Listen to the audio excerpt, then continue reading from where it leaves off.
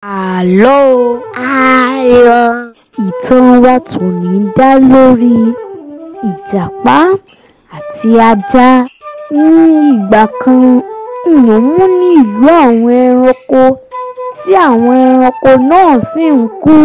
Gẹ́gẹ́ bí ẹ ṣe mọ̀ pé ọ̀rẹ́ tímọ́tímọ́ ni Ìjàpá àti ajá.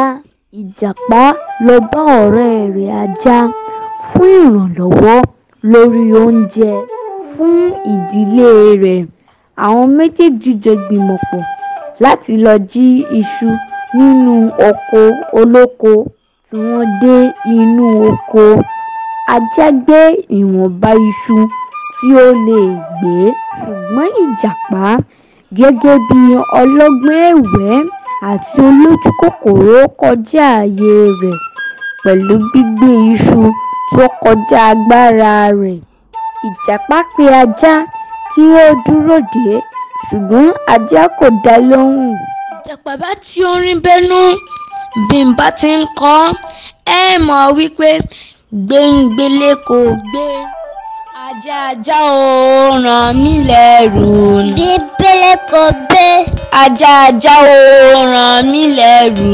Bíbélì kò gbé. Tó o bá ràn mí lẹ́rù máa ké sólóko.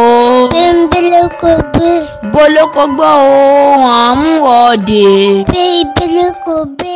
Kò pẹ́ ni olóko bá Ìjàpá níbi tí ó ti ń wa iṣu rẹ̀ nínú oko. Tí olóko sì wọ́ Ìjàpá ti iṣu lọ sí ilé ọba. Ọba sì béèrè lọ́wọ́ Ìjàpá bó ló ṣe dé inú oko olóko. Ìjàpá ní pé ọ̀rẹ́ òun ajá ló mú òun lọ síbẹ̀. Ọba sì rán àwọn ẹ̀ṣọ́ rẹ̀ kí wọ́n lọ pe ajá wá. Àwọn ẹ̀ṣọ́ ọba tó dé ilé ajá, ó ti dán ọgbọ́n tí ó fi epo ra ara rẹ̀ tí ó sì fi aṣọ bo ara rẹ̀ pẹ̀lú.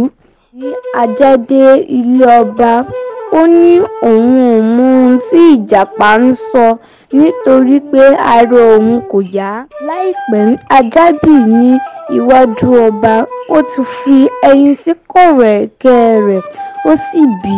Èyí ló mú ọba pàṣẹ kí ajá máa lọ ní ayọ̀ àti àlàáfíà. Ó pàṣẹ kí wọ́n ki irin gbígbóná bọ Ìjàpá láti run orí títí yóò fi jáde ní ìdí rẹ̀ títí yóò fi kú. Ẹ̀kọ́ tí èmi rí kọ́ lára ìtàn yìí ni wípé ká má máa jalè, ká sì má máa ṣojú kòkòrò mọ́, kò dáa. Báwo ni ẹ̀yin rí kọ́ nínú ìtàn yìí? Ẹ máa bá mi ká lọ lórí ìtàkùn YouTube channel Adigun Olowe Yorùbá.